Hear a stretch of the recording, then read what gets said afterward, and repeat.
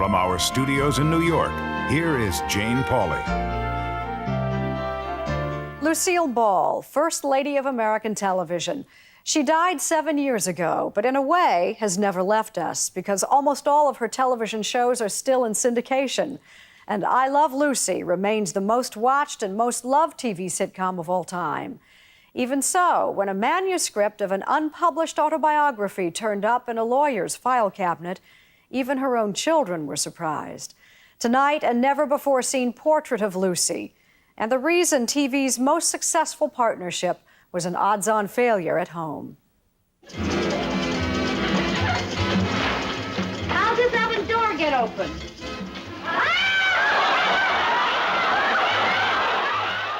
They said, you're the right height and you're a nice girl, but you just don't seem to have it.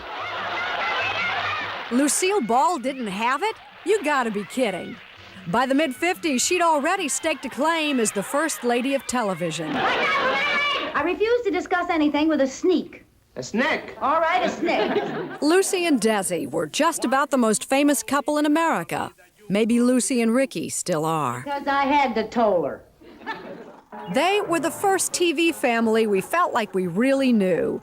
Even their personal home movies, like these from 1953, have a feel of familiarity.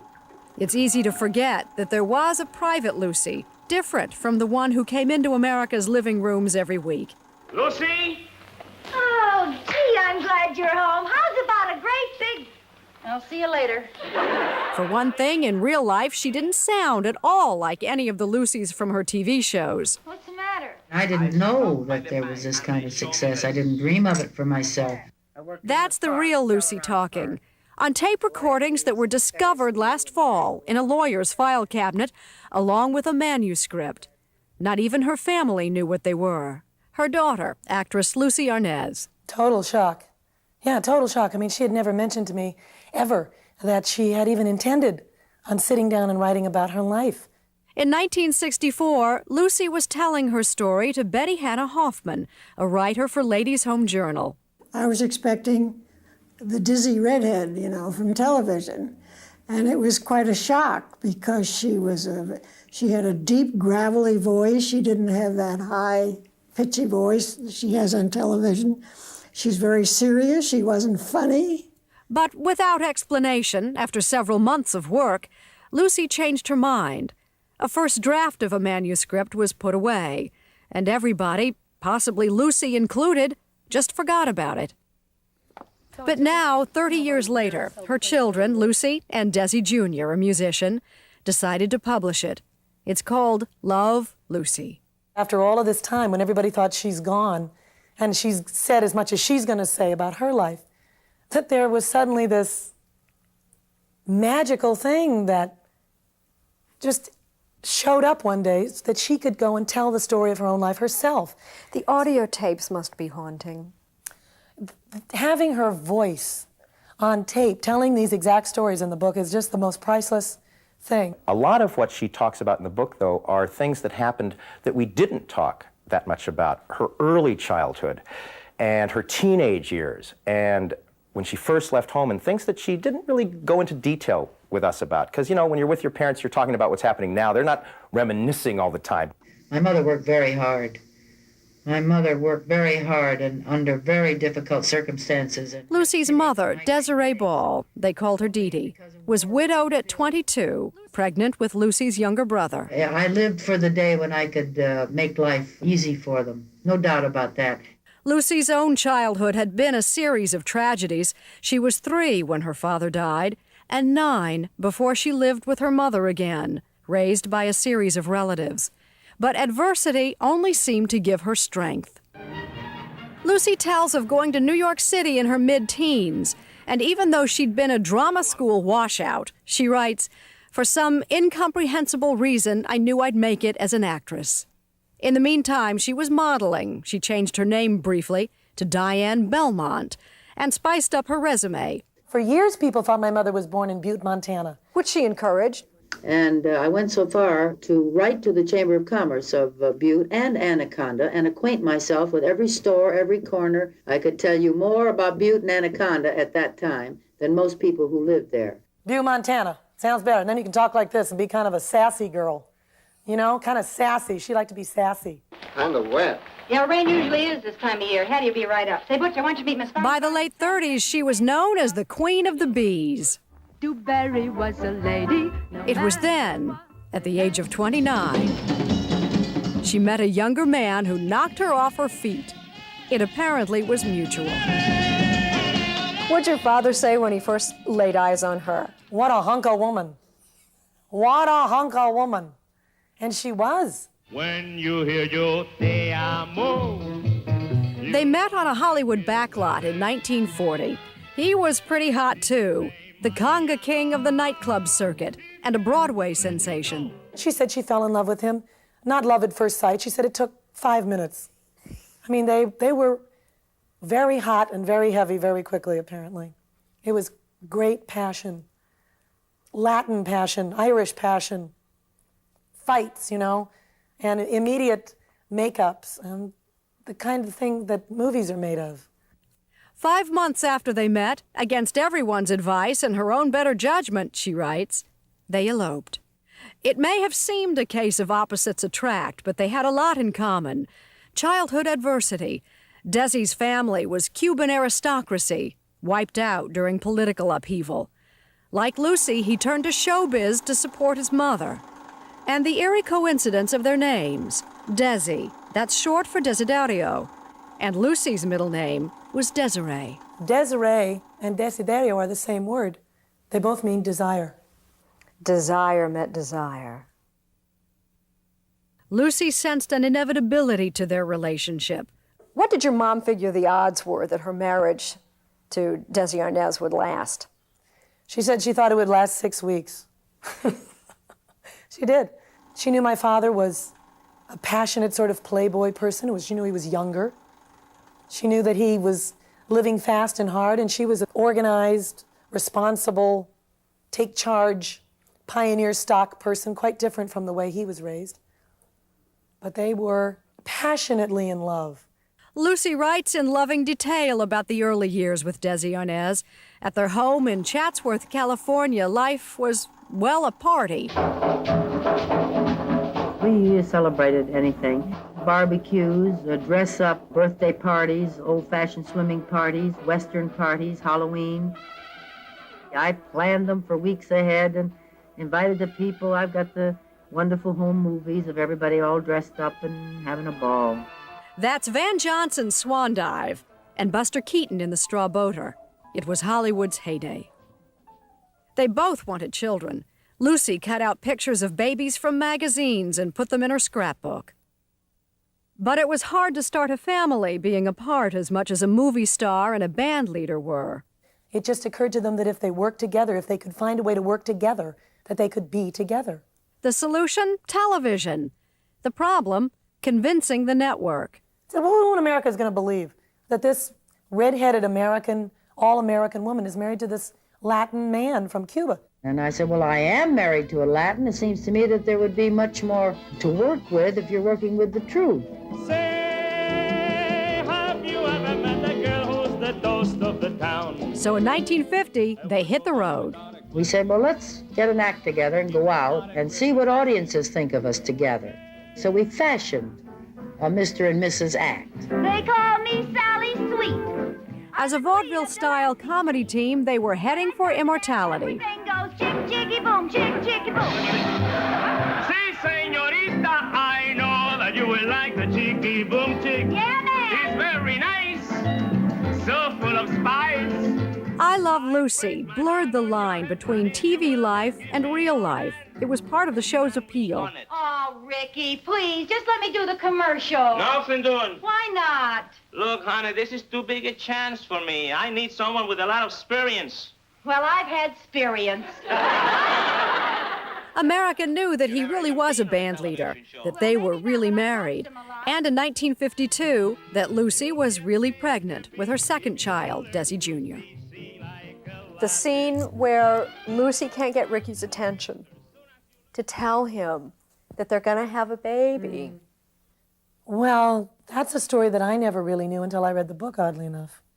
She talks about how once they got into filming it, everybody knew how real it was, that they had waited this long to have these children. When the bow breaks, the cradle will fall.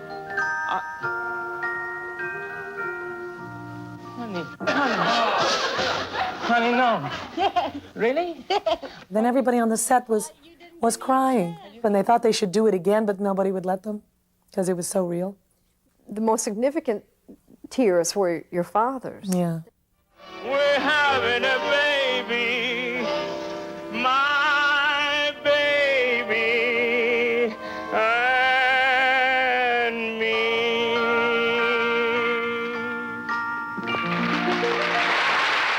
Ironically, though the idea of working together on I Love Lucy was to make it possible for Lucy and Desi to have a more stable family life, the marriage barely made it through the run of the TV show. Lucy writes, "I wanted to get as far away from Hollywood and Desi as humanly possible." They really tried. They tried for 20 years to stay married and have the family and have the career. And I start getting into those chapters, and I remember. And it makes me sad because it comes back up, you know. I remember how dark those days were for everybody. Yeah, I can still remember the moment that it happened when my parents sat us down and said, we have to separate, we can't live together anymore. I can remember my brother turning to my mother and my father and saying, well, can't you fix it, Daddy? Can't you just take it all back? And him saying with tears in his eyes, no, partner, we can't. On Dateline Tuesday, Lucy the Red, how Lucille Ball came to be called a communist and how Desi saved their empire from catastrophe.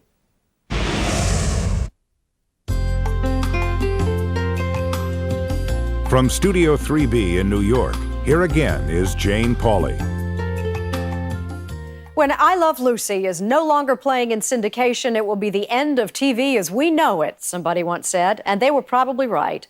Even if we were too young to see the show in its first run from 1951 to 1957, we've seen every episode a dozen times, and they only seem to get better with age. What was the magic? No doubt it was the partnership of two people who were perfect together on camera. But pictures don't tell the whole story. The rest of the story tonight, from Lucy herself. That's very funny. Now come on out of there. As our first offering this evening, we present... Lucy, I said come on out of there. After 45 years in nonstop syndication, Lucille Ball and Desi Arnaz long ago achieved broadcast immortality. Lucy Ricardo!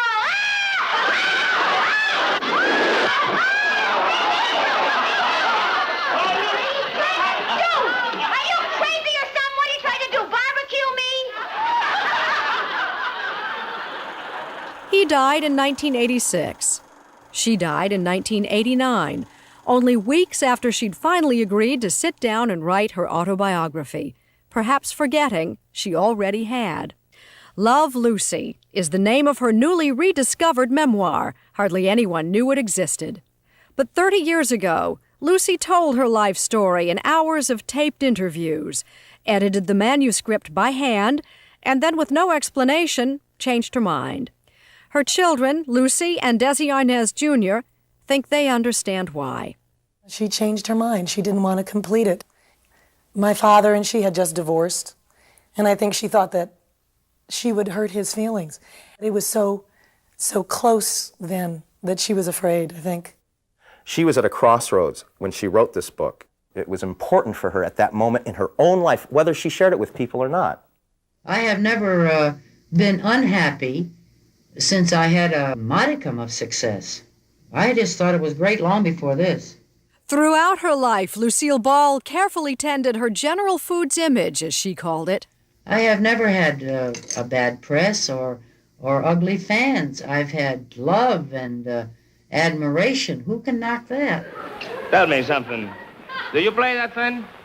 How's that? I say, do you play that thing? What then? In 1951, she was shooting the pilot for what would become the most successful TV sitcom of all time. She was also, at the age of 40, about to have her first baby. Never mind making fun of my English. That's English. In the book, at one point she talks when you were born about how difficult it was to leave you and knowing that when she went to the studio it might be midnight before she came home. Can you imagine if we had had to do that? I mean, the kind of never being around, mothering that you would have to accept. And she really literally had no choice at the time. Working 6 days a week, sometimes 16 hours a day, Lucy saw her TV family much more than her real family. She wasn't there. I had a nurse who took care of me from the moment that I was born, virtually. And then she would come home at midnight, like she said, and I was asleep, and everything. Those were the toughest times for them with the show because it was a new show. In 1951, television was in its infancy. When I Love Lucy went into production, there was no blueprint to follow. They were inventing a genre. She was the star, but if history is accurately reported, he was the brains of the outfit? When it got to I Love Lucy, yeah. Right from the start, Lucy writes, Desi Arnaz turned out to be a huge star behind the camera.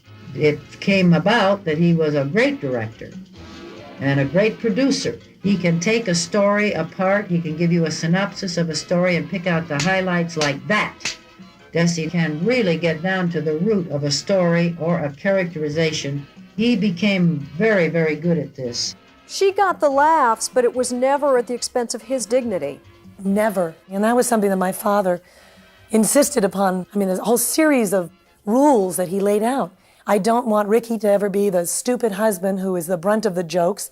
If Lucy's going to pull over something over his eyes, the audience has to know he's in on it. The audience should never see her or him really flirting with anybody else. They should always know that this is first and foremost a romance. The formula was an instant hit, but Lucy and Desi didn't know how famous they'd become till 1953, when they took a break from the Hollywood grind to see some shows in New York. The first night there, we went to the theater. And as we're getting into our seat, applause broke out and a lot of hubbub, which went into a cheer. Well, at that time, Mrs. Roosevelt was in town, and we thought she was there. So we got up and we looked around and we applauded, and we're standing there going along with it, and we found it was for us. Television had brought them success they could never have imagined. And then they almost lost it all. Good evening, Mr. and Mrs. North American. All the ships at sea. Let's go to press. Flash. New York. Somebody tipped Walter Winchell to the fact that Lucille Ball had once been a communist. It was on the front page of every paper. It was on the news. It was on television. It was on the radio. Lucille Ball is a card-carrying communist.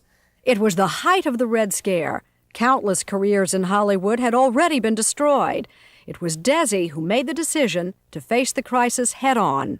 My father called up everybody he knew, from the heads of the networks to the sponsors, had bishops and priests and rabbis and all the people come to the show the night of the filming, made a big, huge speech in front of the audience, and basically told the truth.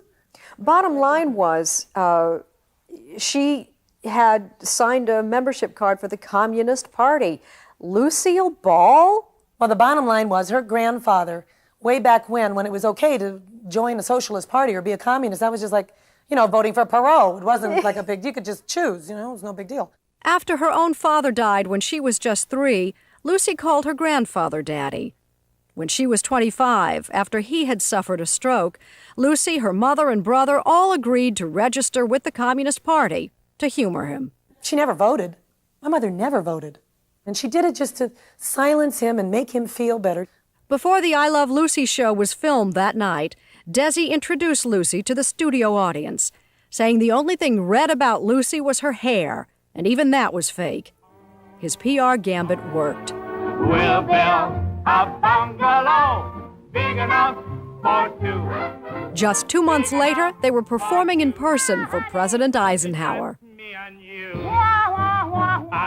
In 24 hours, they could have lost everything. They were very lucky. They were very lucky. Under the bamboo, underneath the bamboo tree. The show went on for 4 more seasons, never out of the top 3. It remains a television phenomenon. The plot lines survived. They're not dated. They were always about people and needs and wants and love and jealousies and trying to make a buck and trying to make ends meet. And it's all the stuff that you can still relate to. You know, the hemlines changed, that's all.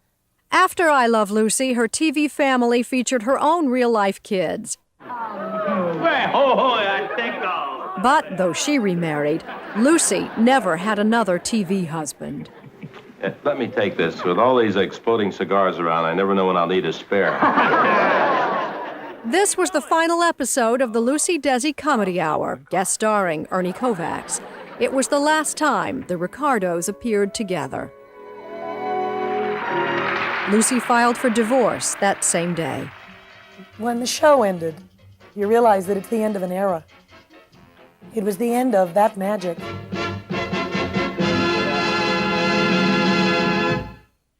It's taken her years, but Lucy Arnaz has finally organized all of her parents' showbiz memorabilia and the home movies and the photographs literally by the thousands on a CD-ROM. We'll be telling you about it later this fall on Dateline.